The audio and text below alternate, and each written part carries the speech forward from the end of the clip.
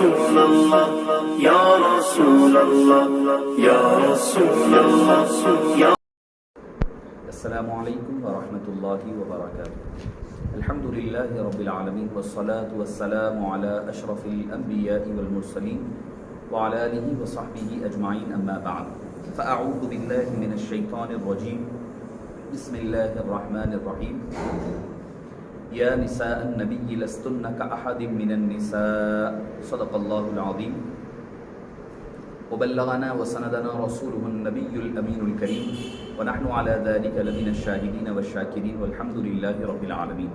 فقد قال الله تبارك وتعالى في شأن حبيبه تعظيما وتكريما، إن الله وملائكته يصلون على النبي يا أيها الذين آمنوا صلوا عليه وسلموا تسليما، اللهم صل وسلم وزد وبارك على حبيبك سيدنا ونبينا ومولانا محمد وعلى آله وصحبه افضل صلواتك وعدد معلوماتك وبارك وسلم صلاة وسلاما عليك يا سيدي يا رسول اللہ صلی اللہ تعالی علیہ وسلم۔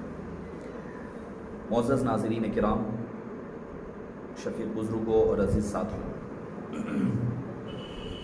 تحریک اصلاح اعمال، عقائد و اعمال کے جانب سے ماہ ربیع المنور کی پر مسرت اور پر نور ساعتوں میں مختلف عناوین، سیرت مبارکہ کے مختلف عناوین اور موجودہ حالات کے تقاضوں اور اس کے چیلنجز کے جواب کے طور پر مقتدر علماء کرام و مشائخ اعظام اور مفکرین و اسکالرز کے تقاریر اور مختلف پرمغز عنوانات پر ان کے وقی مقالات کو اور تقاریر کو جمع کرنے کی کوشش کی جا رہی ہے۔ اللہ پاک سے دعا ہے کہ اللہ تعالیٰ تحریک کو اور تحریک کے بانی کو اور ان کے معاونین کو دین، دنیا اور آخرت کی بھلائیوں سے سرفرازیاں عطا فرمائے اور اس کام میں دن دگنی اور رات چگنی ترقی عطا فرمائے، اور اللہ تعالیٰ ان مبارک محافل اور تقاریر اور ان مبارک ذکر پاک کے صدقے و طفیل ہماری دین، دنیا اور آخرت کو سنوار دے۔ معزز سامعین کرام، عاجز نے سورہ الاحزاب کی اور 22ویں پارے کی تیسری آیت کریمہ کے ابتدائی ٹکڑے کی تلاوت کا شرف حاصل کیا۔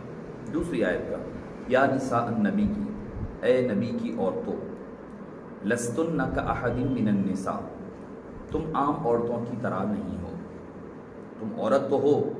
آغاز ہی ہو رہا ہے یا نساء النبی، اے نبی کی عورتوں، عورت تو ہیں، لستن کأحد من النساء، عام عورتوں کی طرح عورتیں نہیں ہیں۔ چونکہ عاجز کو جو عنوان دیا گیا تعدد ازواج، یعنی ازواج مطہرات کی تعداد اور اس کی حقائق اور حکمتیں، اس عنوان کے تحت کچھ باتیں آپ کے گوش و گزار کرنے کی سعادت حاصل کی جائے گی۔ معزز سامعین کرام، آپ دیکھیں، عورت تو عورت ہی ہوتی ہیں، جبکہ ہمیں آج کل کے ماحول میں یہ بتلایا جا رہا ہے اور یہ ذہن نشین کروایا جا رہا ہے کہ ہر کوئی برابر ہے، ہر کوئی برابر ہے، ولی بھی ہے تو عام آدمی برابر ہے، یہاں تک کہ جسارتیں اتنی بڑھ گئی کہ نبی میں ہم میں نعوذ باللہ کوئی فرق نہیں ہے، ہم اور آپ نعوذ باللہ برابر ہیں، نعوذ باللہ بڑے بھائی کی طرح ہیں، اپنی طرح ہے، اور آیتیں کوٹ کیا کرتے ہیں، قل انما انا بشر مثلکم کی آیتیں۔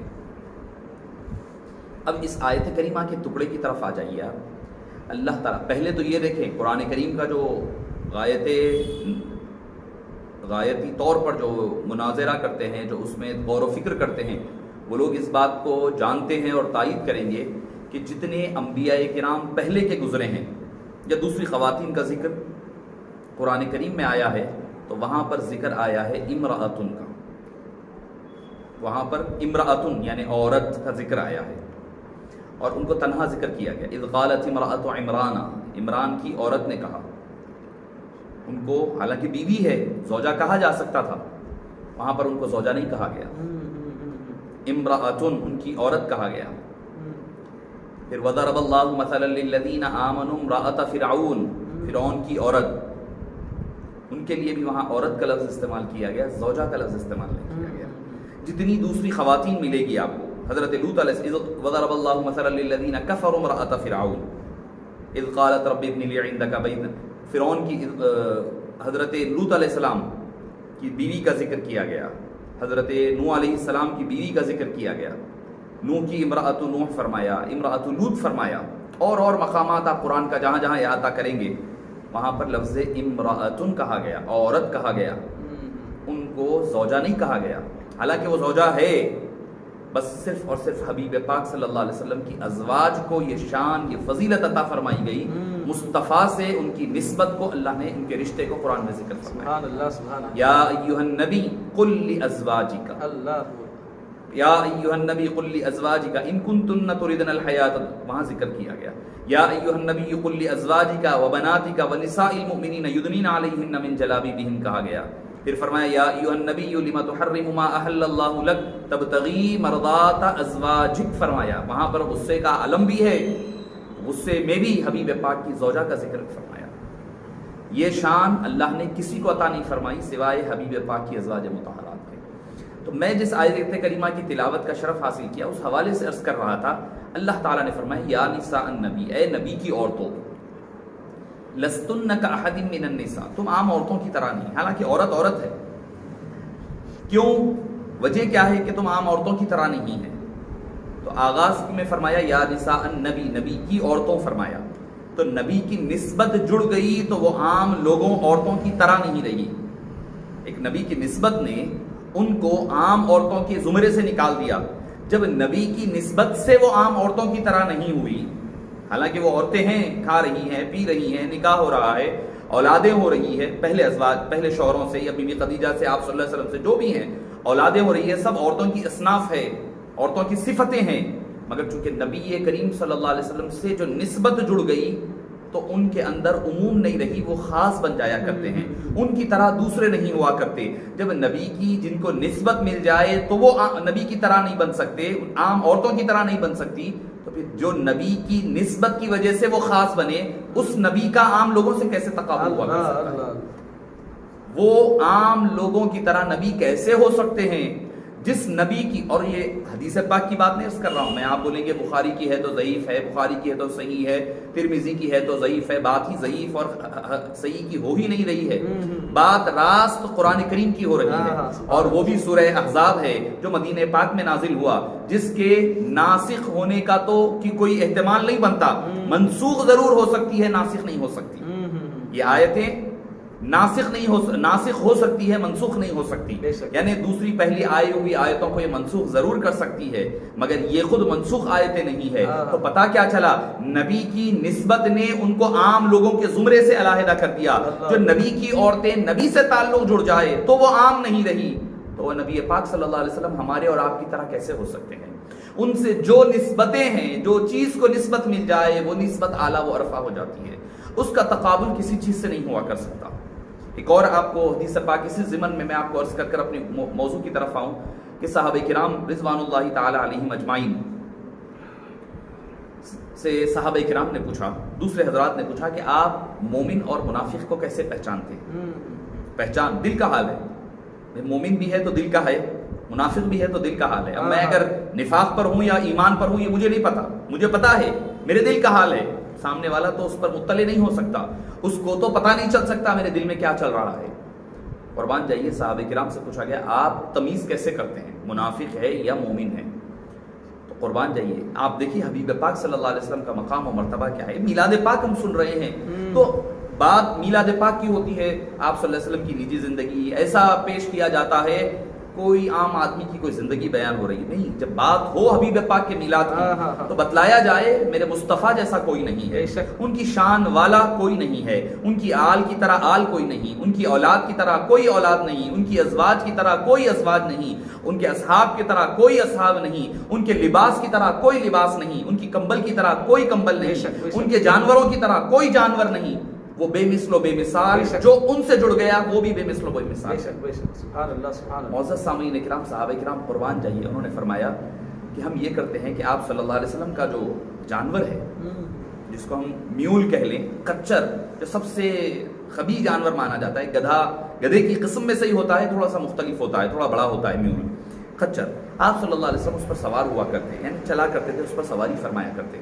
صحابہ کرام فرماتے ہیں کہ وہ جانور، اور صحابہ کا عقیدہ دیکھیں، اس میں صحابہ کا عقیدہ بھی پتہ چل رہا ہے، مصطفیٰ جان رحمت صلی اللہ علیہ وسلم کی شان اور مرتبہ بھی پتہ چل رہی ہے. ہم کیا کرتے، وہ آدمی جو نیا آتا اس کے قریب سے حبیب پاک صلی اللہ علیہ وسلم کا جو جانور ہے اس کو بازو سے گزارتے. اگر وہ مومن ہوتا، اور خچر کا علم غیب دیکھو آپ، مصطفیٰ ایک بار خچر پر سوار ہو جائے، سواری پر، جس سواری پر مصطفیٰ سوار ہو جائے، مصطفیٰ جان رحمت صلی اللہ علیہ وسلم کے علم غیب کا فیضان اور آپ کا فیض اس جانور کو بھی مل رہا ہے. بازو سے گزارتے، مومن ہوتا تو وہ خاموش گزر جاتا. اگر کوئی منافق ہوتا، حالانکہ دل کا حال ہے مگر ایک جانور جان رہا ہے. کیوں؟ کیونکہ مصطفیٰ نے کبھی اس پر سواری فرمائی. اللہ فرماتے ہیں کہ منافق کے پاس سے گزارتے تو وہ منافق کے قریب جا کر کے پیشاب کر دیتا. ہم پہچان لیتے یہ منافق ہے. مومن کے پاس سے ہوتا تو وہ راز گزر جاتا. تو صحابہ کا بھی عقیدہ ہے کہ مصطفیٰ سے جو جڑ جائے تو مصطفیٰ جان رحمت صلی اللہ علیہ وسلم کی شان کریمی کا اثر اس پر بھی ہو جاتا ہے. وہ بھی مصطفیٰ جان رحمت ہی دل کے احوال پر آپ کے حاضر و ناظر نہیں ہے، بلکہ مصطفیٰ جان رحمت جس کو جوڑ لے، جس سے جڑ جائے جو مصطفیٰ سے، اس پر بھی فیضان کا چشم کرم پڑ ہی جاتا ہے. برستا نہیں دیکھ کر ابر رحمت، بدوں پر بھی برسا دے برسانے والے. معزز سامعین کرام، تو میں یہ بتلا رہا، یہ چاہتا تھا کہ جو حبیب پاک سے جڑ جائے وہ بھی بے مثل و بے مثال ہو جاتا ہے. اب عام جانور ہے، آپ کوئی جانور اپنا بکری لے لیں، کوئی بھی جانور لے لیں، آپ گزار لیں کسی کے اوپر سے، آپ کو پتہ نہیں چلے گا. تو عام جانور میں اس جانور میں فرق ہوتا ہے. فرق کیوں ہے؟ چونکہ اس پر نبی کریم صلی اللہ علیہ وسلم کے وہ اپنے دوش پر حبیب پاک صلی اللہ علیہ وسلم کو سوار فرما دیا، اس کا فیضان اس پر بھی ملا ہے. یعنی حبیب پاک صرف انسانوں کو، مسلمانوں کو ہی نہیں نوازتے ہیں، جو آتا ہے زمین کے ذرے بھی ہے تو ان زمین ذروں کو کبھی خاک شفا بنا دیا، کبھی ان ذروں کو جو حبیب پاک کے دست مبارک سے چھو جائے، قدم مبارک سے لپٹ جائے، نالین پاک سے جڑ جائے، وہ ذرے بھی خاک شفا بن جایا کرتے ہیں. اور صحابہ کرام فرماتے ہیں بسم اللہ ریقتی ارزینا، یعنی جب بھی کوئی بیمار ہو جاتے، بخاری شریف کی حدیث پاک ہے، تو ہم مدینہ پاک کی مٹی اٹھاتے، بسم اللہ ریقتی ارزینا یہ دعا پڑھتے اور ان کو کھلا دیا کرتے، مٹی، اور شفا ہو جایا کرتی. تو میں عرض کر رہا تھا کہ جو حبیب پاک صلی اللہ علیہ وسلم سے جڑ جاتا ہے وہ عام لوگوں کی طرح نہیں ہوتا ہے. اب جو وہ عام لوگوں کی طرح نہیں ہے تو ان کو عام لوگوں پر محمول بھی نہیں کیا جا سکتا. ہم کمپیر نہیں کر سکتے کہ یہ ان کی طرح ہے، یہ ہماری طرح ہے، یا ہم ان کی طرح، کمپیر بھی نہیں ہو سکتا. کمپیریزن ایکوالٹی میں ہوتا ہے، برابر ہو تو کمپیریزن ہوتا ہے. کمپیریزن اگر کسی کا قد و قال آپ کو پتہ ہی نہیں ہے تو اس میں آپ کمپیریزن کیسے کریں گے؟ آپ یہ نہیں کہہ سکتے کہ میری زمین جو ہے آسمان کی برابر ہے، آسمان کی وسعت کے برابر، کیونکہ آپ تقابل ہی صحیح نہیں ہوگا. کہ آسمان کی بلندی آپ کو نہیں پتہ ہے، آسمان کی وسعت کا احاطہ نہیں کر سکتے، آسمان کی لمبائی اور چوڑائی کتنی ہے آپ کو نہیں پتہ ہے، اس کی ابتدا کیا ہے نہیں معلوم ہے، اس کی انتہا کیا ہے نہیں پتہ ہے. جب یہ نہیں پتہ ہے تو آپ تقابل نہیں کر سکتے. آپ یہ بول سکتے ہیں میری زمین فلاں گراؤنڈ کے برابر ہے، کیونکہ گراؤنڈ آپ کو پتہ ہے کتنے گز کا ہے. تب آپ اگر کمپیریزن کریں گے تو اس کا کمپیریزن قابل قبول ہوگا، ورنہ نہیں ہوگا. تو معزز سامعین اکرام، ازواج مطہرات کو عام خواتین پر محمول کرنا، ان کو عام لوگوں کی طرح، عام خواتین کی طرح ان کا تقابل کرنا ہی سب سے بڑی غلطی ہے. وہ عام لوگ نہیں ہیں بلکہ وہ خاص الخاص ہیں جن کو حبیب پاک صلی اللہ علیہ وسلم نے اپنے حرم مبارک میں جگہ دی ہے. وہ عام خواتین نہیں ہو سکتی. اس پر حبیب داور صلی اللہ علیہ وسلم نے خود ارشاد فرمایا ہے. کیا فرمایا آپ صلی اللہ علیہ وسلم نے؟ کہ میں نے کسی سے نکاح نہیں کیا، نہ خود نکاح کیا، نہ اپنی بیٹیوں کا نکاح کیا، جب تک کہ اللہ عز و جل کی طرف سے وحی نہیں آ گئی. اللہ.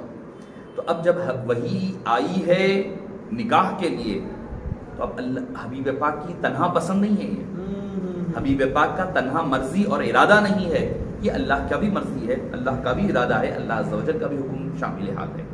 جب تک کہ اللہ عز و جل کا حکم ہے تو پھر عام آدمی، عام حالات اس کے اوپر منطبق ہی نہیں ہوا کر سکتے. اور ایک بات، اکثر جو تعداد ازدواج پر میری گفتگو کا عنوان ہے کہ آپ صلی اللہ علیہ وسلم نے جو ازواج مطہرات کو زیادہ فرمایا ہے اس کی وجہ کیا ہے.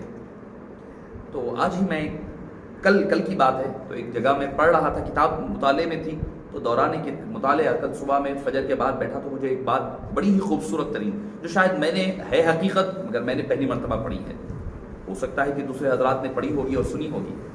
دیکھیے، آپ صلی اللہ علیہ وسلم نے پہلا نکاح جو فرمایا حضرت سیدتنا خدیجۃ الکبریٰ سے فرمایا. اس کے بعد آپ نے اپنی زندگی کے کم و بیش 25 سال، 25 سے بڑھ کر 27 سال تک آپ نے دوسرا نکاح نہیں فرمایا.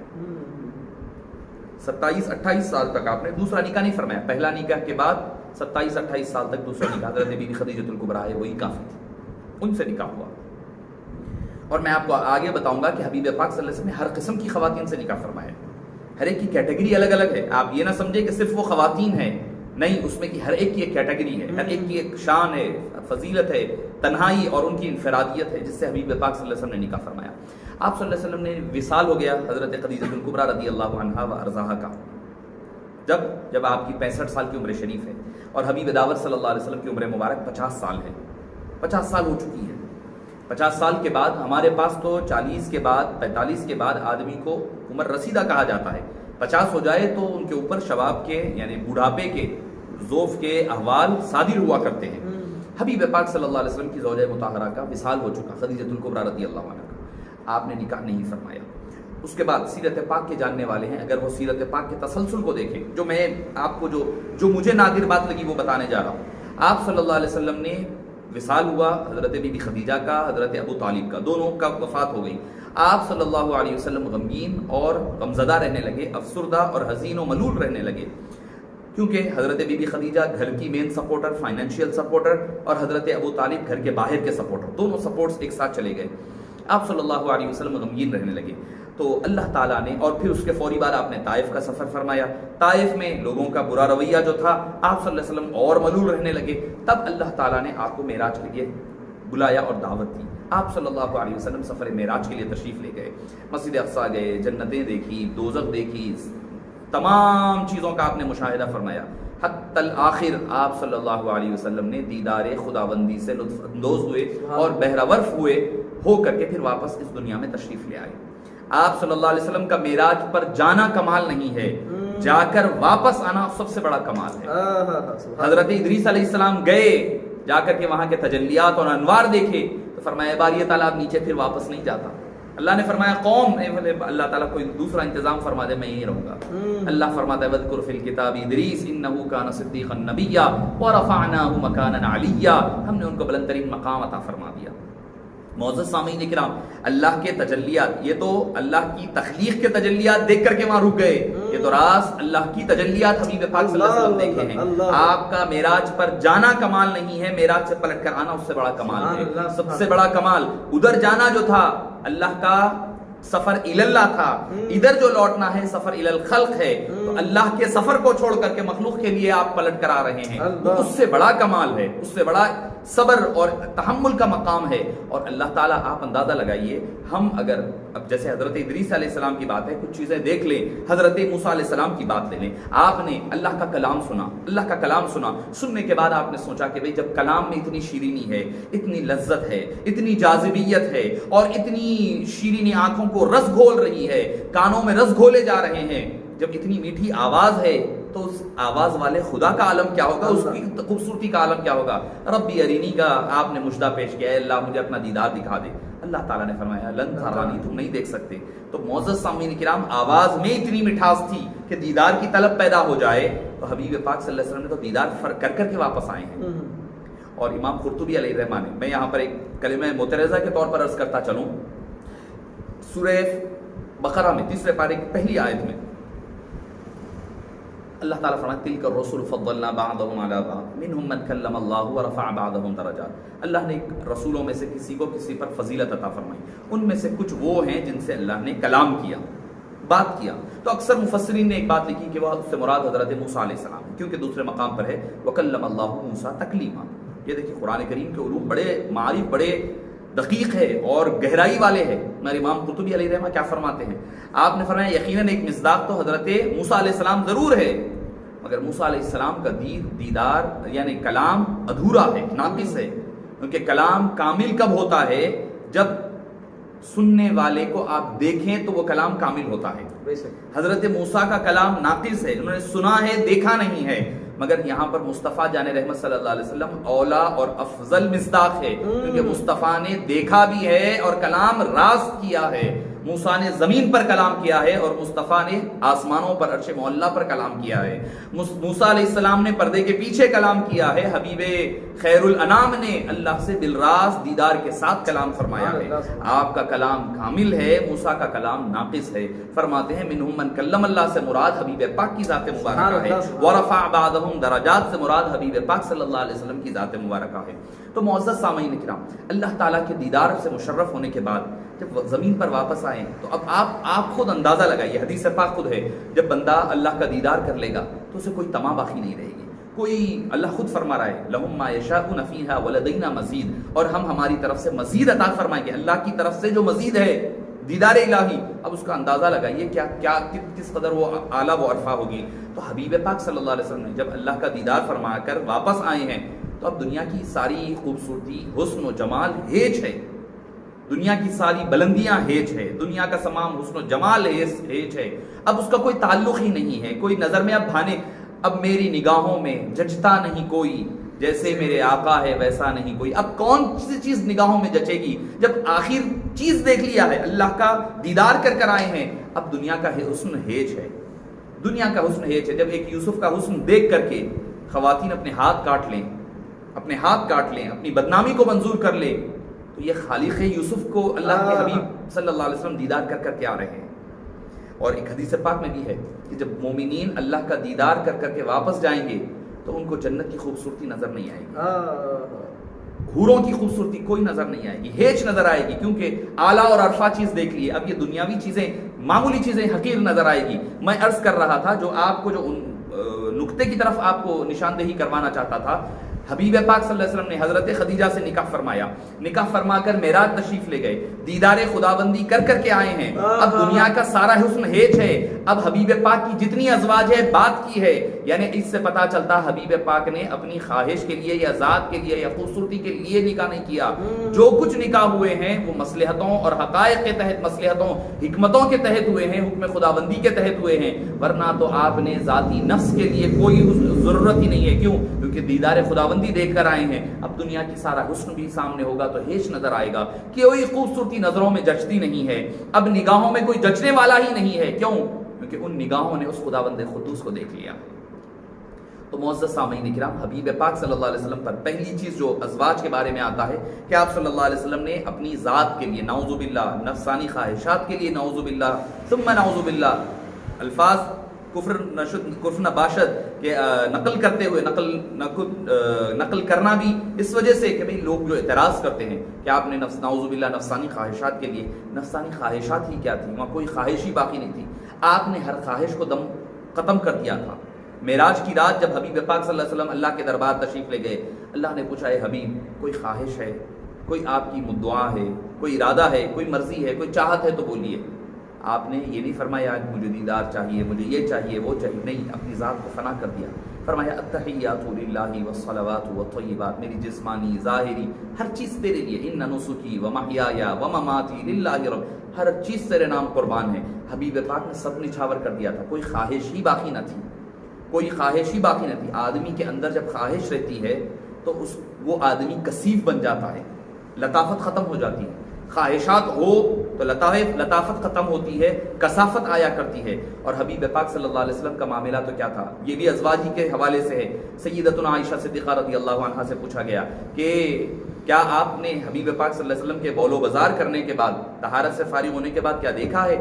وہ فرماتی جب آپ حبیب پاک تشریف لے جاتے، جا کر واپس آتے تو میں پہلے کوئی چیز نظر نہیں آتی مجھے، یعنی جیسے ہی آپ بول و بازار فرماتے زمین شق ہوتی اس کو اندر داخل کر لیا کرتی، اس کو محفوظ کر لیا کرتی.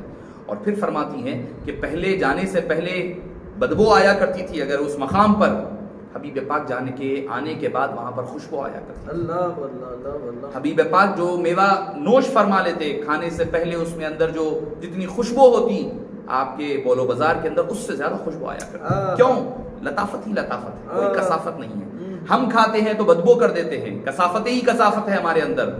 وہاں پر کثافت کا نام ہی نہیں ہے، لطافت ہی لطافت ہے. لطیف سے لطیف تر ہے، الطف ہے. حبیب پاک صلی اللہ علیہ وسلم کی ذات مبارکہ لطیف سر ذات مبارکہ ہے. کوئی خواہش نہیں ہے، کوئی زندگی کی کوئی خواہش نہیں، کوئی مدعا نہیں. سب کچھ حبیب پاک صلی اللہ علیہ وسلم نے اپنی ازواج کے اپنی اللہ کے دربار میں نچھاور فرما دیا. اب ازواج مطہرات سے نکاح کا آغاز ہوتا ہے. پہلے حضرت ام سودا سے ہوتا ہے, پھر حضرت بی بی خدیجہ سے ہوتا ہے, حضرت حفصہ سے, حضرت ام سلمہ سے, حضرت زینب سے, زینب بنت خزیمہ سے, زینب بنت جہش سے, صفیہ سے, جویریہ سے, ام سلمہ سے, ساروں سے نکاح ہوتا جا رہا ہے. میمونہ, حضرت میمونہ سے, سب سے نکاح ہوتا ہے. آپ صلی اللہ علیہ وسلم نے پہلے تو نکاح فرمایا اپنے خاندان میں, خاندان کی خواتین, حضرت بی بی خدیجہ سے نکاح فرمایا, حضرت زینب بنت جہش سے, اپنی پھوپھی کی بیٹی سے آپ نے خاندان میں نکاح فرمایا. دوسری چیز آپ نے اپنے قبیلے میں نکاح فرمایا, یعنی قریش میں نکاح فرمایا, جس میں حضرت بی بی عائشہ بھی شامل ہے, حضرت بی بی حفصہ شامل ہے. پھر دوسرے قبائل میں بھی فرمایا, بنو امیہ میں فرمایا, جیسے حضرت ام حبیبہ ہے, حضرت ابو سفیان کی بیٹی, ان سے نکاح فرمایا. خاندان میں, قبیلے میں, قبیلے کے باہر نکاح فرمایا, اپنی برادری کے باہر نکاح فرمایا. پھر اس کے بعد آپ صلی اللہ علیہ وسلم نے یہودیوں میں سے بھی نکاح فرمایا, حضرت صفیہ سے نکاح فرمایا. آپ دیکھیے کہ یعنی جتنے طریقہ کار بات کے پھیلانے کے, اسلام کے پھیلانے کے ذرائع بن سکتے تھے, حبیب پاک صلی اللہ علیہ وسلم نے اختیار فرمائے. حضرت بی بی صفیہ سے نکاح فرمایا, جو یہودی تھی, یہودی کی بیٹی, یہودی سردار کی بیٹی تھی, آپ نے ان سے نکاح فرمایا. حضرت ام میمونہ رضی اللہ عنہ, بنو مستلق ہے, ان کے قبیلے سے, ان سے آپ نے نکاح فرمایا. پھر اس کے بعد آپ دیکھیں مالداروں سے بھی نکاح فرمایا, حضرت بی بی خدیجہ سے. پھر اس کے بعد آپ نے غریبوں سے بھی نکاح فرمایا, حضرت ام سلمہ سے نکاح فرمایا. آپ نے بیواؤں سے نکاح فرمایا, پوری بیوائیں ہیں, پوری بیوائیں, ہر عمر کی, پھر الگ الگ. اور پھر آپ نے قوانی سے بھی, حضرت بی بی عائشہ سے بھی نکاح فرمایا. آپ تقسیم کرتے چلے جائیں, آپ کے نکاح جو الگ الگ طور پر ہوتے گئے, آپ ہر ایک کیٹیگری اس میں پائیں گے. تیز مزاج والوں سے بھی نکاح فرمایا. کیسے؟ حضرت حفصہ رضی اللہ عنہ, حضرت ابوبکر رضی اللہ, حضرت عمر کی بیٹی ہیں, بڑی سخت مزاج ہے, بڑی طبیعت کے اعتبار سے سخت مزاج مانی جاتی ہیں. سخت مزاج, ایک مرتبہ آپ صلی اللہ علیہ وسلم سے کئی مرتبہ آپ کی لڑائی بھی ہو گئی ہے, آپ نے ان سے بھی نکاح فرمایا. ادھر حضرت ام سودا, نرم خو, نرم طبیعت والی خاتون سے بھی آپ نے نکاح فرمایا. معزز سامعین کرام, آپ اور جد و سخا لٹانے والی خواتین, یعنی حضرت حفصہ کے بارے میں آتا ہے کہ وہ جو حضرت زینب زیادہ جاتی ہیں, حضرت زینب بنت جہش کے پاس آپ صلی اللہ علیہ وسلم کثرت سے جاتے ہیں, اور آپ جو شہد کھا کر آتے ہیں ہمیں پسند نہیں, وہ بات کا آغاز بھی حضرت حفصہ کے بارے میں آتا ہے. پھر اس کے علاوہ جو دوسری آیت ہے, یا ایھا النبی ان کنتن تردن الحیات الدنیا, کہ ہمارا جو نان نفقہ ہے اس میں بڑھانے کا جو مطالبہ تھا, وہ بھی حضرت حفصہ کے بارے میں آتا ہے. سخت مزاج ہے, مگر آپ صلی اللہ علیہ وسلم لے کر چل رہے ہیں, بتا رہے ہیں دیکھو سخت مزاج آ جائے تو ایسے لے کر چلنا ہے, نرم مزاج آ جائے تو ایسے لے کر چلنا ہے, بڑی عمر والی آ جائے تو ایسے لے کر چلنا ہے, کنواری آئے تو ان کے ساتھ ایسے محبت سے پیش آنا ہے, اگر کوئی اپنے قبیلے والی ہے تو اس کو بھی لے کر چلنا ہے, اپنے قبیلے اور قبیلے کے باہر والی ہیں ان کو بھی ایسے لے کر چلنا ہے, خاندان کے باہر والی ہے تو ان کو بھی لے کر ایسے چلنا ہے, غیر اہل کتاب والی ہیں تو ان کے ساتھ کیا حسن سلوک کرنا ہے. ہر قسم کے معاملات حبیب پاک نے فرمائے ہیں, تاکہ کیا اب ہم امت میں قیامت تک آنے والے لوگ ہیں ان کو بتانے کے لیے, اگر تمہاری بیوی سخت مزاج آ جائے, ام حفصہ تمہارے لیے کردار رہے گی. اگر کم عمر آ جائے تو بی بی عائشہ کا کردار تمہارے اندر, میرا کردار جو عائشہ صدیقہ کے ساتھ ہے وہ تمہارے لیے اسوہ رہے گا. اگر تمہارے پاس بڑی عمر کی خاتون آ جائے تو تمہارے لیے خدیجۃ الکبریٰ کا کردار تمہارے سامنے رہے گا. مالدار آ جائے تو اس کے ساتھ کیسے رہنا ہے, اس کا کردار نمونہ تمہیں میری وہ زندگی جو خدیجۃ الکبریٰ کے ساتھ ہے ان کو اختیار کر لینا. اگر تمہیں دیکھنا ہے کہ بیوی غریب آ جائے, پست خاندان کی ہو, تو میرا کردار جو ام سلمہ کے ساتھ تھا ان کو دیکھ لیں. اور کیسا کردار تھا حضرت ام سلمہ رضی اللہ عنہا کے ساتھ. صلح حدیبیہ کا موقع ہے, سارے صحابہ کرام عمرے کے عالم میں ہیں, احرام باندھے ہوئے ہیں, پورے کہہ رہے ہیں یا رسول اللہ صلی اللہ علیہ وسلم ہم کیوں بغیر عمرہ کیے کہ جائیں گے, ہم چاہے صلح ہو جائے کچھ ہو جائے مگر ہم احرام عمرہ کرے بغیر واپس نہیں جائیں گے, ہم جان لٹا دیں گے مگر ہم عمرہ کرے بغیر نہیں جائیں گے. صحابہ کرام کا جوش ایمانی ہے, وہ حالانکہ نافرمانی حکم عدولی ہو رہی ہے مگر ایمان کا جذبہ ہے, ایمانی حرارت ہے. فرما رہے نہیں یا رسول اللہ ہم واپس نہیں جائیں گے جب تک کہ حبیب پاک صلی اللہ علیہ وسلم ہم عمرہ نہیں کر لیتے. آپ صلی اللہ علیہ وسلم ان کو سمجھائے, وہ لوگ نہیں مانے, آپ اپنے حجرے میں واپس آئیں. ام سلمہ رضی اللہ عنہ مالداری کے اعتبار سے غریب خاتون ہیں, غربت والی خاتون ہیں, مگر اندر آئیں تو آپ صلی اللہ علیہ وسلم سے پوچھا یا رسول اللہ کیا معاملہ ہے. آپ نے فرمایا کہ ایسی بات ہو گئی ہے. تو فرمانے لگی, حضرت بی بی ام سلمہ رضی اللہ عنہ فرمانے لگی ہمارے لیے اسوہ نمونہ ہے. کیوں ہے؟ اسی لیے ہے, کیا سب سے غریب خاتون ہیں. پہلے تو یہ ہمارے پاس بیوی سے مشورہ کرنا ہی بہت بری بات سمجھی جاتی ہے, کہتے ہیں بیوی کا غلام ہو گیا, جورو کا غلام ہو گیا, ایسا ہو گیا, یہ ان کے نعوذ باللہ نہ جانے کیا کیا الفاظ استعمال ہوتے ہیں. مگر حبیب پاک دو عالم کے مختار ہیں. آسمان پر نظر اٹھائیں تو اللہ تعالیٰ قبلے بدل دے, مصطفیٰ اشارہ کر دیں تو چاند 2 ٹکڑے ہو جائے, ڈوبا ہوا سورج پلٹ کر کے واپس آ جائے, پہاڑ سجدریز ہو جائیں, جھاڑ و پہاڑ سجدے میں گر جائیں, اگر اللہ سے کوئی سر اٹھا کر کے صرف دل میں ہی ارادہ کر لے تو وہی نازل ہو جائے, مگر وہ مصطفیٰ جان رحمت صلی اللہ علیہ وسلم اپنی زوجہ, وہ بھی غریب ہیں, مال کے اعتبار سے غریب ترین زوجہ مطہرہ ہے, ان سے آپ مشورہ فرما رہے ہیں. یہ اسوہ نمونہ ہمیں سکھانے کے لیے ہے کہ دیکھو ایسا مت سمجھو کہ عورت کو یہ نہ سمجھو کہ تم ان کی پیر کی جوتی ہے, نعوذ باللہ. اکثر جو ہمارے لوگ کہتے ہیں, میرا کئی حضرات سے آنا جانا تعلقات ہوتے ہیں, صاحب کہنے لگے صاحب میں جو ہے بیوی بچوں کے ساتھ بیٹھ کر کھانا نہیں کھاتا, اکیلا بیٹھ کر تنے تنہا کھاتا ہوں. میں نے کہا کیوں؟ تو کہنے لگے کہ نہیں مجھ صاحب اگر ان کو ساتھ بٹھا کر کے کھائیں گے ہم تو ہمارا ڈر نکل جائے گا ان کا. میں نے کہا بیوی ہے یا کوئی آپ شوہر ہے یا کوتوال ہے یا جج ہے یا پھر آپ جلاد ہے کہ سزا دینے کے لیے بیٹھے ہیں؟ میں نے کہا ڈر کی کیا بات ہے, وہ تو محبت کا رشتہ اللہ نے بنایا, وَجَعَلَ بَيْنَكُمْ مَوَدَّةً وَرَحْمَةً فرمایا, محبت کا مودت کا رشتہ بنایا اللہ نے. وہ آپ رشتے کو کہہ رہے ہیں کہ ڈر کا خوف کا رشتہ بنا. تو معزز سامعین کرام کئی لوگ ہیں ایسے, خواتین سے کوئی مشورہ نہیں کیا کرتے, مگر میرے اور آپ کے آقا مدنی تاجدار کا تو یہ اسلوب رہا ہے. آپ نے اپنے اصحاب سے بھی مشورہ فرمایا, کم عمر لوگوں سے بھی مشورہ فرمایا, بچوں سے بھی مشورہ فرمایا, نوجوانوں سے بھی مشورہ فرمایا, یہاں تک کہ آپ نے اپنے ازواج سے بھی مشورہ فرمایا, اپنی بیٹی سے بھی مشورہ فرمایا کرتے ہیں. تو معزز سامعین کرام حضرت ام سلمہ رضی اللہ عنہ نے فرمایا یا رسول اللہ اگر آپ حکم دے تو ایک آپ کو تجویز پیش کروں, ایک سلوشن ہے میرے پاس. فرمایا کیا ہے بتاؤ. تو آپ نے فرمایا کہ یا رسول اللہ صلی اللہ علیہ وسلم آپ ان کو جا کر بولیں گے تو ان کا غصہ اور بڑھے گا, وہ جذبات میں آئیں گے. آپ ایک کام کریے, آپ جا کر کے اپنا جانور ذبح فرمائیے, حلق کروائیے, احرام اتار دیجیے, کچھ مت بولیے, آپ بولیے مت, آپ عمل کریے. آپ کے صحابہ آپ کا کوئی عمل دیکھے اور اس پر عمل نہ کریے تو ہو ہی نہیں سکتا. آپ جائیے اپنا جانور کا دم دے دیجیے, سر قلم کروائیے اور اپنا حلق کروائیے, احرام اتار دیجیے.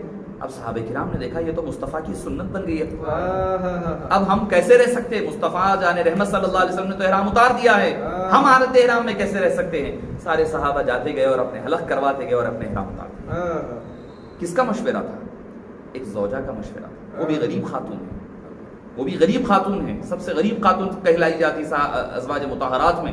ان کے مشورے پر حبیب پاک صلی اللہ علیہ وسلم نے اتنے بڑے معاملے کو حل فرما دیا. کیوں؟ آپ صلی اللہ علیہ وسلم کے ذہن میں نہیں تھا, ارے وہ تو مصطفیٰ جان رحمت دل کے احوال پڑھنے والے, ان کے دل میں اگر خیال بھی گزرا تھا تو مصطفیٰ جانتے ہیں, مگر ان کی زبانی کیوں فرمایا گیا؟ تاکہ قیامت تک ہمارے لیے نمونہ بن جائے. کوئی وقت آئے تو اپنی زوجہ سے مشورہ کرنا, ان کا مشورے میں بھی برکتیں رکھی ہوئی, یہ بتلانے کے لیے حبیب داور صلی اللہ علیہ وسلم سے مشورہ فرمایا. اب کوئی کہنے والا کہہ سکتا ہے, دریدہ ذہن کہے گا بھئی ام سلمہ کو اتنا معلوم تھا تو نعوذ باللہ کہ آپ صلی اللہ علیہ وسلم کو نہیں معلوم تھا. ہوتا ہی ہے, ذہن میں آتی ہے, شیطان جب ان کے دل میں ہوتا ہے شیطانی وساوسی آیا کرتے ہیں. تو معزز سامعین کرام حبیب پاک صلی اللہ علیہ وسلم نے ہر کیٹیگری کی خواتین سے آپ نے نکاح فرمایا. نکاح کیوں فرمایا؟ اسی لیے فرمایا تاکہ ہمیں ہر کیٹیگری کے لوگوں کے ساتھ, ہر مختلف اور ایک کا دوسرے کے ساتھ طبیعتوں میں مختلف تھی. حضرت ام سودا بڑی نرم دل, آپ صلی اللہ علیہ وسلم نے ایک مرتبہ فرمایا کہ تم میں سے سب سے زیادہ پہلے انتقال اس خاتون کا ہوگا, اس زوجہ کا ہوگا جس کے ہاتھ لامبے ہیں, لامبے ہاتھوں والی ہے. اب سارے ازواج گئے, جا کر اپنے اپنے ہاتھ ناپنے لگے کہ کس کا ہاتھ لامبا ہے. وہ کسی کا ہوا, وہ اس میں ہوا یہ کہ وصال کے وقت حضرت ام سودا رضی اللہ عنہ کا, لوگ ازواج سمجھنے لگی کہ ارے آپ صلی اللہ علیہ وسلم کا مراد حقیقی ہاتھ نہیں تھے بلکہ جود و سخا, لٹانے والی سب سے زیادہ جو تھیں ان کے معاملے میں یہ فرمایا گیا. یعنی جو ہوتا اور اس قدر پاک باز, اس قدر نیکوکار ہے, صرف اس لیے کہ حبیب پاک صلی اللہ علیہ وسلم کی حرمت میں رہے, آپ کی ازواج میں رہے. آپ نے, چونکہ آپ نے ہر زوجہ کے لیے ایک دن مقرر فرمایا تھا, آپ نے فرمایا کہ نہیں, میرا جب آپ نے دیکھا کہ آپ صلی اللہ علیہ وسلم کا قلبی رجحان بی بی عائشہ کی طرف زیادہ ہے, کیونکہ قلبی معاملہ جو ہوتا ہے اس کا اختیار نہیں ہوتا, اس پر کوئی حکم بھی نافذ نہیں ہوتا. یہ یاد رکھیں, اگر کوئی ناانصافی کرتا ہے تو اس پر سوال ہوگا. قلبی تعلق کسی کے ساتھ زیادہ محبت کا ہو تو اس پر سوال نہیں. قلب جو ہے وہ بے اختیار ہوتا ہے, محبت بے اختیار ہوتی ہے, اس پر اختیار نہیں ہوتا اس سے محبت کم کروں, اس سے زیادہ کروں, نہیں. وہ قلبی تعلق ہوتا ہے, قلبی تعلق جس کے ساتھ زیادہ ہوگا اس کو محبت زیادہ ہوا کرے گی. تو حبیب پاک صلی اللہ علیہ وسلم کا رجحان جھکاؤ حضرت بی بی عائشہ کی طرف زیادہ تھا. تو آپ نے فرمایا یا رسول اللہ صلی اللہ علیہ وسلم میں آپ کو اپنے دن سے آزاد کرتی ہوں, یعنی میرا دن نہیں چاہیے مجھے, آپ تشریف لائیے, بس آپ کی زوجہ رہ جاؤں, بس یہی میرے لیے اعزاز ہے اور یہی کافی ہے. وہ دن میں حضرت بی بی عائشہ کے لیے حوالے کر دیتا ہوں. یعنی ازواج مطہرات کی طبیعتیں دیکھیں, یعنی ان کا سیکریفائز کس کے لیے, حبیب پاک صلی اللہ علیہ وسلم سے تعلق, شوہر کے لیے کیسا سیکریفائز کرنا, یہ نمونہ خواتین کے لیے صبح قیامت تک دینے والی ازواج ہیں. سبحان اللہ سبحان. تو جو وجوہات تھی یہ تو آپ نے دیکھا کہ حکمت حقائق تو یہ تھے.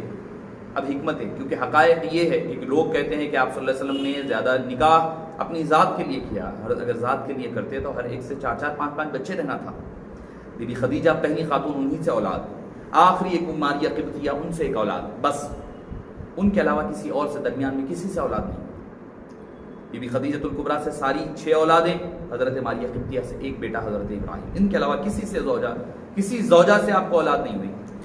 اور ایک دریدہ ذہن نے یہ لکھا تھا نعوذ باللہ من ذالک, اولاد نہیں ہوئی تو اس نے نعوذ باللہ من ذالک یہ لکھا کہ آپ نعوذ باللہ عمر زیادہ ہو جانے کی وجہ سے نعوذ باللہ من ذالک ثم نعوذ باللہ اس نے کہا. مگر آپ دیکھیں کہ ماریہ قبطیہ رضی اللہ عنہا سے آپ کو بعد میں ہوئی, 6 سن ہجری کے بعد ہوئی. اس وقت اللہ تعالیٰ نے حضرت ابراہیم کیوں دیا, یہ بتلانے کے لیے کہ اے دریدہ ذہنوں, تم یہ نہ سمجھنا کسی بھی اعتبار سے حبیب پاک صلی اللہ علیہ وسلم میں کی ذات میں کوئی نقص ہے. دنیاوی ہر آدمی کا نقص اپنی جگہ ہوگا, اگر میرا مصطفیٰ عام لوگوں کی طرح نہیں ہے, وہ 25 سال میں بھی ہے تو اللہ نے وہی کمال عطا فرمائے ہیں, آگے کی آخری حیات میں مبارکہ میں بھی ہے. تو جسمانی طور پر, روحانی طور پر, قلبی طور پر, ہر اعتبار سے میرے مصطفیٰ جان رحمت بے مثل و بے مثال ہے. اس عمر میں عام لوگوں کو کوئی اولاد نہیں ہوتی, اللہ تعالیٰ نے حبیب پاک صلی اللہ علیہ وسلم, حالانکہ بیٹے آگے چلنا نہیں ہے آپ کا سلسلہ, وہاں پر ختم نبوت کا آغاز ختم ہونا ہے, اس کے باوجود آپ نے حضرت ابراہیم علیہ السلام کو عطا فرمایا حضرت ابراہیم, تاکہ یہ بتلا دے کہ میرے مصطفیٰ جان رحمت کو اللہ نے ہر قسم کا اختیار عطا فرما کر. سبحان اللہ. معزز سامعین کرام, اولاد ہوتی تو آپ کہہ سکتے کہ یہ کوئی ضرورت نفسانی خواہش ہوگی, نفسانی خواہش نہیں تھی, یہ اللہ کا حکم تھا. جیسا میں نے عرض کیا, پہلی جو وجہ ہے آپ صلی اللہ علیہ وسلم نے کثرت ازدواج کیوں فرمائی, پہلی وجہ یہ ہے کہ آپ صلی اللہ علیہ وسلم نے تعلقات کو مضبوط کرنے کے لیے, پہلی وجہ. عرب میں تو یہ ہوتا کہ جتنی زیادہ بیویاں زیادہ شان والا آدمی مانا جاتا, شان والا آدمی, بڑا آدمی کون, جتنی اس کی اتنی زیادہ بیویاں, تو اس میں بڑا آدمی. ہم اکثر بعض حکمرانوں کے بارے میں کہتے ہیں ان کے 50 ہے, ان کے 100 ہے, فلاں فلاں, بڑی بات سمجھی جاتی ہے. اگر کوئی مرد حضرات میں خاص طور پر یہ ایک مزاح کے طور پر بھی کہا جاتا ہے, نہیں بھائی ان کی دوسری بیوی بھی ہے, دو بیویاں مینیج کر رہے ہیں, اکثر ایک آج کے دور میں بھی بڑی بات سمجھی جاتی ہے, تو اس دور میں تو دور جاہلیت میں بڑی بات مانی جاتی ہے. تو ایک وجہ یہ تھی کہ آپ صلی اللہ علیہ وسلم نے تعلقات کو مضبوط کرنے یا تعلقات کو استوار کرنے کے لیے نکاح فرمایا. جیسے آپ کا تعلق بنو ہاشم سے, قریش کے, حضرت ابو بکر صدیق کا تعلق بنو تیم سے, بنو تیم قبیلہ, حالانکہ دونوں قریش کے جو قبیلہ ہے اس سے ہی نکلے ہوئے, خاندان الگ الگ ہے. آپ نے 2 خاندانوں کے مابین تعلقات کو اور مضبوط کیا, پھر راست ابو بکر صدیق سے تعلق کو مضبوط فرمایا. حضرت آپ صلی اللہ علیہ وسلم نے حضرت ابو عمر کی بیٹی حضرت حفصہ سے نکاح فرمایا, وہ بنو عدی کے, اور جتنے سفارتی امور تھے وہ بنو عدی کے پاس تھے. سفارت جتنی تھی نا, سفارتیں جو باہر کی جو ایمبیسیز سے جو تعلقات تھے, ایک ملک سے دوسرے ملک کے تعلقات, وہ بنو عدی کے ہاتھ میں تھے. آپ صلی اللہ علیہ وسلم نے جب حضرت حفصہ سے نکاح فرمایا تو جو لوگ تھے, وہ لوگ جو حکمرانوں سے جن کے تعلقات تھے, آنا جانا تھا, ان سے سفارتی تعلقات تھے, وہ تعلقات کو آپ نے مضبوط کرنے کے لیے حضرت عمر کی بیٹی سے نکاح فرمایا. ان کو بھی قریب کیا, کیونکہ ان کو بیٹیاں نہیں تھیں, ان کی بیٹیوں کو اپنے پاس لا لیا, تعلقات کو استوار کیا. ادھر حضرت عثمان کو بیٹیاں دی, حضرت علی کو بیٹیاں دے کر ان سے اپنے تعلقات کو مضبوط فرمایا. اس کے علاوہ آپ دیکھیں, آپ نے حضرت حفصہ, حضرت ام حبیبہ سے نکاح فرمایا, اور تاریخ گواہ ہے جس وقت آپ نے ام حبیبہ رضی اللہ عنہا سے نکاح فرمایا, اس کے بعد ابو سفیان نے کوئی جنگ آپ صلی اللہ علیہ وسلم سے نہیں فرمائی. حکمتیں دیکھیں آپ, یعنی جو جنگ احزاب آخری ہوئی, لڑائی جھگڑے ہوئے جس میں کہ جنگ ہوئی, وہ ہو گیا, اس کے بعد شکست ہو گئی, وہ لوگ واپس چلے گئے, ان کی ہمتیں ٹوٹ گئی. اس کے بعد حضرت ام حبیبہ رضی اللہ عنہا, ان کے جو شوہر تھے جو وہاں چلے گئے تھے حبشہ, وہ مرتد ہو گئے, وہ مرتد ہو گئے تھے، عبیداللہ بن جہش غالباً وہ مرتد ہو گئے، عیسائیت اختیار کر لی، چونکہ عیسائیوں کا ملک تھا عیسائی بن گئے، تو لہٰذا ان کا طلاق ہو گیا، وہ وہاں سے نکل کر کے یہاں پر تشریف لائی، نکاح تو انہوں نے کیا، نجاشی نے کیا، اس کے بعد جب یہاں تشریف لے آئی، لے کے آنے کے بعد یہاں پر سے آپ صلی اللہ علیہ وسلم نے اس کے بعد صلح حدیبیہ کے لیے تشریف لے گئے، صلح ہوئی ضرور، صلح کے ٹوٹنے پر ابو سفیان آئے، ابھی ایمان نہیں لائے تھے، وہ واپس آئے مدینہ پاک، مگر آپ صلی اللہ علیہ وسلم سے کوئی جنگ نہیں فرمائی، کہ ان کی بیٹیوں آپ صلی اللہ علیہ وسلم کے نکاح میں۔ تو معزز سامعین کرام، جو حکمتیں ہیں، جو مصلحتیں ہیں، جو حبیب پاک صلی اللہ علیہ وسلم نے نکاح فرما کر کے وہ سارے لوگوں کو، عرب جو ٹکڑوں میں بٹا ہوا تھا، جن کے دل جدا تھے، جن کی تلواریں ایک دوسرے کے خلاف نکلتی، ان ساری تلواروں کو آپ نے نیام میں رکھوا دیا۔ ایک تو اسلام کو مضبوط فرمایا، جزیرے عرب میں جو قبائل ایک دوسرے سے لڑتے تھے، اب کیا کس بنیاد پر لڑیں گے؟ قبیلے کا دوسرے قبیلے کے ساتھ تعلق، رشتہ بن گیا ہے۔ آپ صلی اللہ علیہ وسلم کی نکاح میں قریش بھی ہے، ادھر بنو امیہ کی ہے، وہ حضرت ام حبیبہ بنو امیہ کی ہے، بنو امیہ میں اور حضرت ہاشم میں، امیہ میں اور ہاشم میں دونوں میں لڑائی جھگڑے رہے، سالوں سال رہے۔ وہ لڑائی جھگڑے بعد میں بھی ہم دیکھنے میں ملتے ہیں، خاندانی جھگڑے جو تعلقات جو پیچیدہ ہوتے تھے بعد میں بھی نظر آتے ہیں، پہلے بھی نظر آتے ہیں، مگر ان تعلقات کو حبیب داور صلی اللہ علیہ وسلم نے یکجا فرما دیا، ایک پلیٹ فارم پر دونوں کو بٹھا دیا۔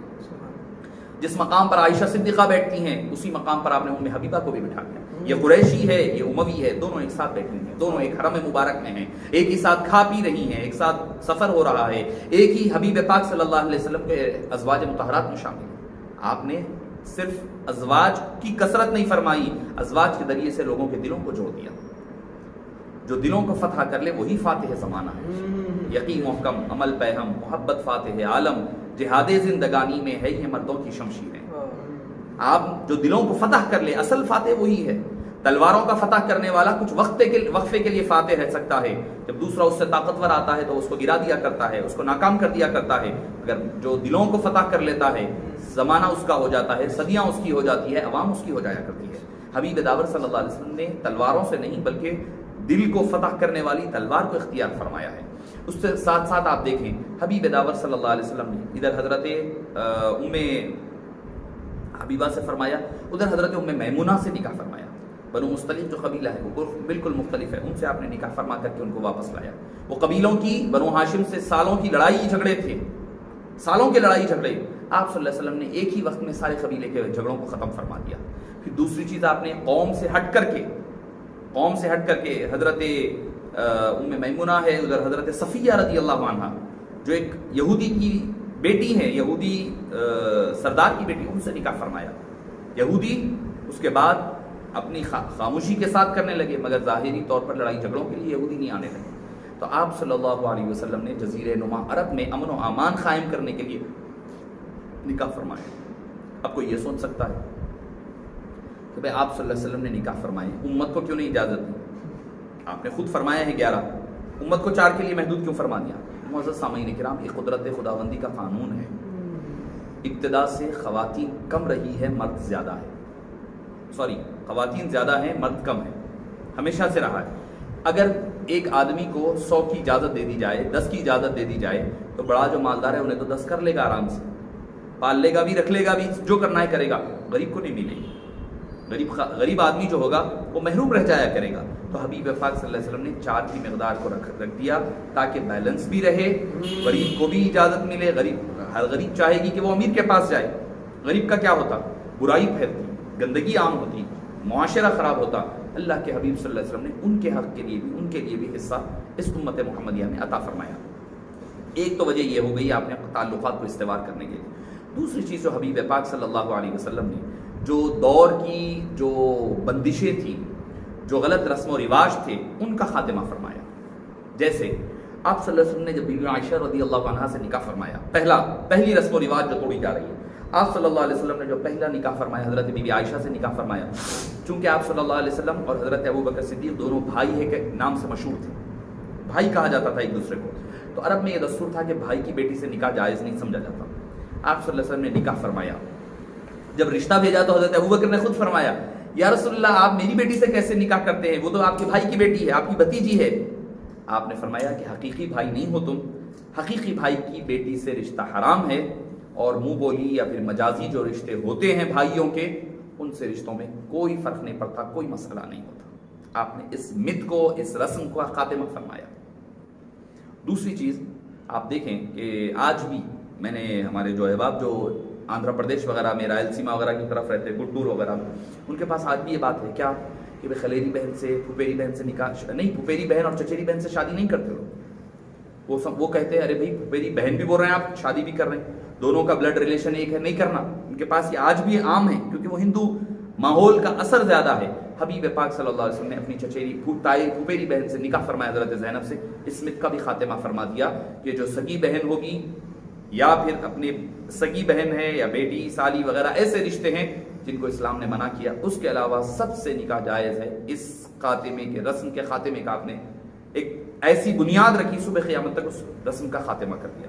تیسرا جو خاتمہ آپ نے فرمایا کہ عرب میں یہ بات بھی مشہور تھی کہ اپنی بیٹے کی بیوی جائز نہیں ہے خسر پر، آج بھی ہے، یہ اسلام میں آج بھی ہے کہ بہو کا خسر کا رشتہ دائمی رشتہ ہے، حرمت والا، اور ساس اور داماد کا رشتہ بھی دائمی حرمت والا رشتہ ہے۔ یعنی بیٹی بھی مر جائے تب بھی آپ ساس سے نکاح نہیں کر سکتے، بیٹا مر جائے یا طلاق ہو جائے تو سسر بہو سے نکاح نہیں کر سکتا۔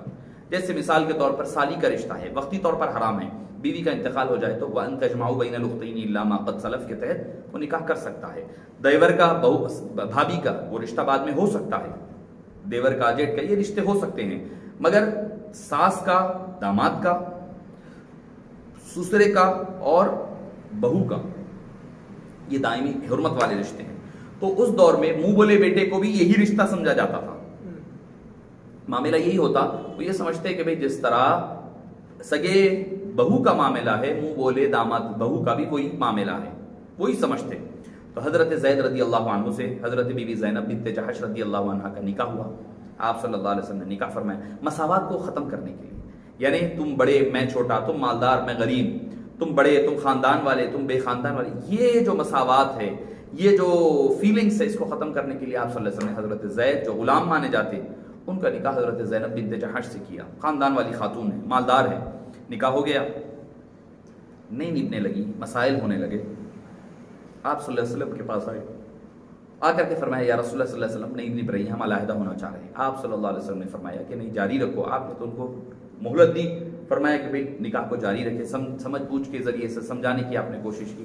اس کے بعد حتی الامکان اور آخر نکاح میں دونوں میں جدائی پڑ گئی، جدائی ہو گئی حضرت بی بی زینب میں اور حضرت زید رضی اللہ عنہ میں۔ جب یہ نکاح میں جدائی ہو گئی تو اس کے بعد آپ صلی اللہ علیہ وسلم نے اللہ کے حکم سے، اپنی طرف سے نہیں، اللہ عز و جل کے حکم سے آپ نے حضرت زینب بنت جحش رضی اللہ عنہ سے نکاح فرمایا۔ ایک ہی وقت میں بتلا دیا کہ پھپھیری بہن سے نکاح کرنا جائز۔ دوسرا جو مت تھا، جو رسم و رواج غلط پائی جاتی تھی کہ منہ والا بیٹا بھی سگے بیٹے کی طرح ہے، اس کی بیوی بھی سگی بہو کی طرح ہے، اس کا بھی پراپرٹی میں حصہ، یہ ساری چیزوں کے رسم و رواج کو ختم کرنے کے لیے آپ نے نکاح فرمایا۔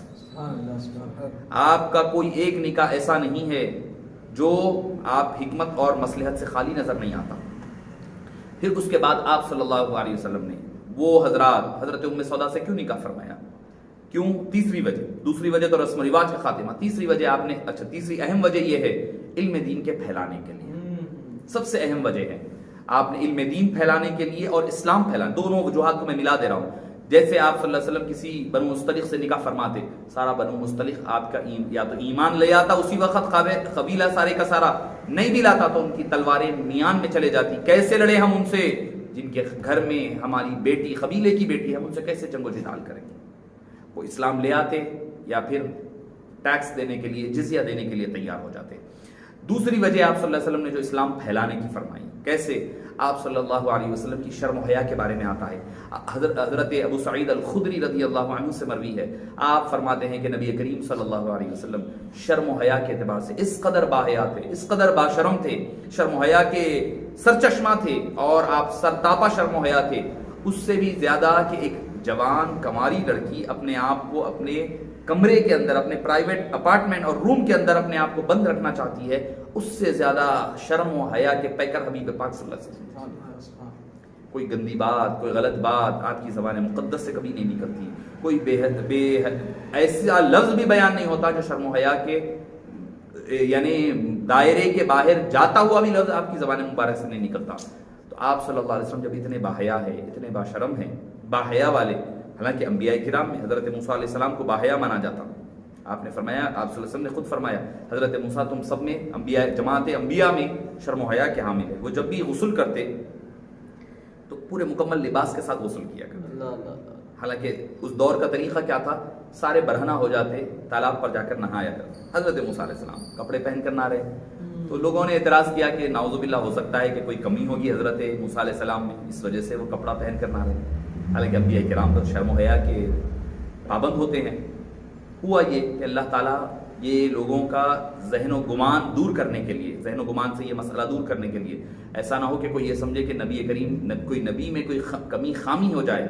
تو ایک مرتبہ وہ اپنے کپڑے پتھر پر، کوئی نہیں تھے، پتھر پر رکھ کر کے برہنہ گئے اور نہا کر جب نکلے تو پتھر چلنے لگا. آپ اس کے پیچھے دوڑ رہے ہیں، یہاں تک کہ جو لوگ تھے کچھ وہ انہوں نے دیکھ لیا اور یہ یقین ہو گیا کہ کوئی کمی نہیں ہے بلکہ شرم و حیا کے باعث آپ نے ایسا عمل فرمایا ہے. تو آپ صلی اللہ علیہ وسلم ان سے زیادہ باحیا ہے. تو اب مسئلہ یہ ہے کہ کوئی خواتین کے جو مسائل آتے اب وہ آ کر پوچھتی.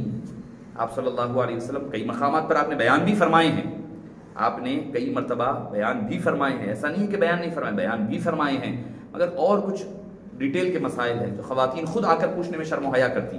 آپ نے زیادہ ازواج فرمائی، وہ ازواج کے پاس خواتین آتی پوچھتی یہ مسئلہ باریکی کا کیا ہے. اب بیوی شوہر کے سامنے بے تکلف ہوا کرتی ہیں، وہ آ کر پوچھ لیتی ہے یا رسول اللہ صلی اللہ علیہ وسلم اس مسئلے کا جواب کیا ہے. آپ ان کو مرحمت فرما دیتے. دین کی تبلیغ ہو رہی ہے، دینی مسائل پھیل رہے ہیں. جتنے خواتین کے مسائل اور احادیث بی عائشہ سے ملیں گے اتنی کسی اور سے نہیں نظر آئے. تو یہ ایک تیسری کہہ لیں یا چوتھی وجہ تھی جو حبیب پاک صلی اللہ علیہ وسلم نے علم دین کے پھیلانے کے لیے فرمایا. پانچویں وجہ آپ صلی اللہ علیہ وسلم نے لوگوں کے تالیف قلب کے لیے، یعنی ایسی خواتین جن کے شوہر دین کے لیے اپنی جان نچھاور کرتی ہیں. حضرت صفیہ کے، حضرت حفصہ کے شوہر ہے، جنگ میں شہید ہو گئے، مارے گئے جنگ بدر میں، اور اس کے بعد وہ تنہا ہو گئی، بیوہ ہو گئی. آپ نے ان کی اس بیوگی کے، ان کے غم کو دور کرنے کے لیے اور جو ان کے شوہر نے دین کے لیے قربانی دی ہے ان کو فیلیسیٹیٹ کرنے کے لیے، ان کو اس کی قربانی کا بدلہ اس دنیا میں عطا فرمانے کے لیے آپ صلی اللہ علیہ وسلم نے ان کو اپنے حرم میں اور اپنی ازواج میں شامل فرمایا. سبحان اللہ سبحان اللہ. پھر حضرت ام سودا ہے، وہ بڑی عمر والی خاتون ہیں، ان کے شوہر کا انتقال ہو گیا، بڑی وہ غمزدہ رہنے لگی. آپ صلی اللہ علیہ وسلم نے ان سے نکاح فرمایا. حضرت ام حبیبہ، ان کے شوہر چھوڑ دیے، دین سے بھی چلے گئے، شوہر بیوی کو بھی چھوڑ دیا حبشہ جا کر کے. اب وہ ان کو ڈبل دوہرا دکھ ہے، دوہرا غم ہے. کیا کہ بھئی میرا شوہر بھی گیا، میرا شوہر بے ایمان بھی ہو گیا، ساتھ ہی ساتھ میرا شوہر بھی چلا گیا. وہ دونوں غموں میں ڈوبی ہوئی. آپ صلی اللہ علیہ وسلم نے ان کے دونوں غموں کا مداوا فرما دیا. آپ اندازہ لگائیے کہ ان کی غم کون سا غم ہوگا. مصطفیٰ جان رحمت صلی اللہ علیہ وسلم کی ازواج بن گئی ہے. یا نساء النبی لستن کاحد من النساء کا خطاب مل گیا ہے، یعنی مصطفیٰ کی ازواج وہ عام عورتوں کی طرح نہیں ہیں، ان کو عام عورتوں کے زمرے سے ہٹا دیا گیا. غربت ہے، پریشانی ہے، بھوک ہے، افلاس ہے، سب کچھ ہے، مگر وہ عام خواتین کی طرح نہیں ہے. اس دنیا میں بھی مصطفیٰ جان رحمت صلی اللہ علیہ وسلم کی ازواج، آنے والی دنیا میں بھی وہ مصطفیٰ جان رحمت صلی اللہ علیہ وسلم کی ازواج مطہرات ہے. تو معزز سامعین اکرام، حبیب داور صلی اللہ علیہ وسلم نے جو نکاح مختلف فرمائے ہیں اس کی حکمتیں یہ ہے کہ اللہ تعالیٰ نے حبیب پاک صلی اللہ، اور ایسا نہیں ہے کہ کوئی اللہ کے حبیب کو صلی اللہ علیہ وسلم کو یہ حد بتائیے آپ اتنے ہی نکاح فرما سکتے، نہیں، جتنے چاہے فرمائیں آپ. پھر اس کے علاوہ یہ بھی ایک بات کہی گئی، یا رسول اللہ صلی اللہ علیہ وسلم آپ طلاق نہیں دیں گے، کسی کو چھوڑنا بھی نہیں، جن کو لے لیا بس رکھ لیا، ان کو علیحدہ نہیں کرنا ہے. یعنی آپ کی حرمت میں رہنے کے بعد. اور ان کو پاک باز کیسے فرما دیا؟ فرمایا کہ حبیب پاک صلی اللہ علیہ وسلم، قرآن کہہ رہا ہے النبی اولا بالمؤمنین من انفسہم وازواجہ امہاتہم، نبی جو ہے تمہاری جانوں سے قریب ہے اور ان کی کل ازواج تمہاری مائیں ہیں، یعنی تم ان سے نکاح نہیں کر سکتے. بھئی دنیا کا دستور ہے، کوئی آدمی کا شوہر کا انتقال ہو جائے 4 مہینے 10 دن رکنے کے بعد وہ دوسرے سے نکاح کر سکتی ہے. طلاق ہو جائے 3 مہینے 10 دن کے بعد وہ نکاح کر سکتی ہیں. مگر فرمایا کہ نہیں، حبیب داور صلی اللہ علیہ وسلم سے تمہارا جو نکاح ہو گیا، تم اس دنیا میں بھی حبیب پاک کی حرم مبارک میں ہو، حبیب پاک کے وصال کے بعد بھی حرم مبارک میں ہو، قیامت میں بھی تم حرم مبارک میں ہو. یہ اس سے ایک ہی بات واضح ہوتی ہے، وہ کیا کہ جو آدمی مر جاتا ہے، انتقال کر جاتا ہے، وفات پا جاتا ہے، اس کی بیوی بیوہ بنتی ہے، عدت ہوتی ہے، اس کے بعد وہ دوسرے کے لیے جائز ہو جاتی ہے.